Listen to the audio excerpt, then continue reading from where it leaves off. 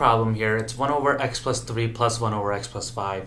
There's two ways of doing this problem. I'll show you both, but first I want to show you the proper way of doing this, just because we're in that category of fractions. Now, let me throw another example out over here. Let's say if I had 1 over 2 plus 1 over 3. Think about how we add this. We multiplied this number by 3, and we do the same to the top. And we multiplied this number by 2, and we do the same to the top. And that gives me a common denominator of 6. And then 1 times 3 is 3, 1 times 2 is 2, and I add the numerators in that sense. Final answer 5/6. Same exact thing up here. I'm going to multiply the x plus 3 by the x plus 5, and that means I do the same to the top.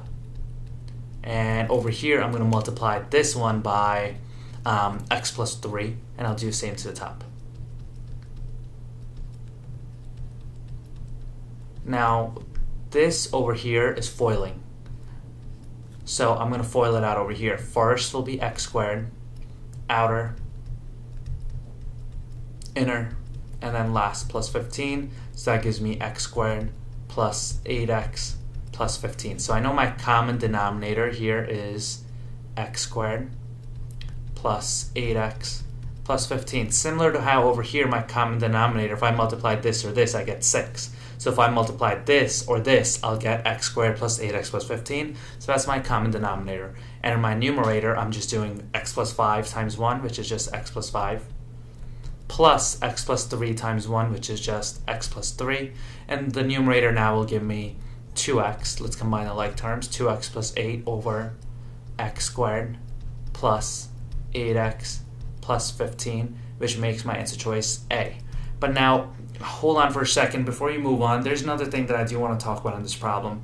So this is definitely the proper way of doing this. Very good to know. Try to make sure you understand how to do this. But now in the SAT, if you get stuck and you can't remember how to add fractions in that sense, remember the rule from the first category that you did in this whole course was plugging in numbers. Since there's variables in the question and variables in the answer choices, we could have also made up numbers. So check out how I could use that strategy to beat this problem. So the problem was saying 1 over x plus 3 plus 1 over x plus 5. If you get stuck, this is extremely important.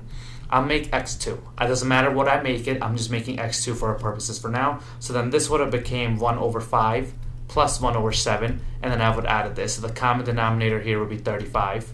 And 5 times 7 and 7 times 5, so same to the tops, times 7 times 5, so that'll be 7 plus 5, which will be 12 over 35.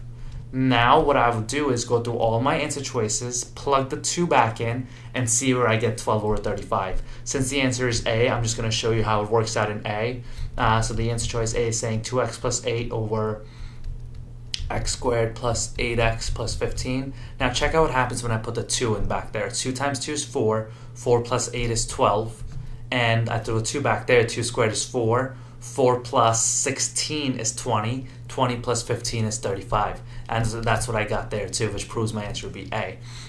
So there's variables in the question. There's variables in the answer. You get stuck. Resort back to one of the first strategies, which I said is probably one of the most important ones on this test, is making up numbers.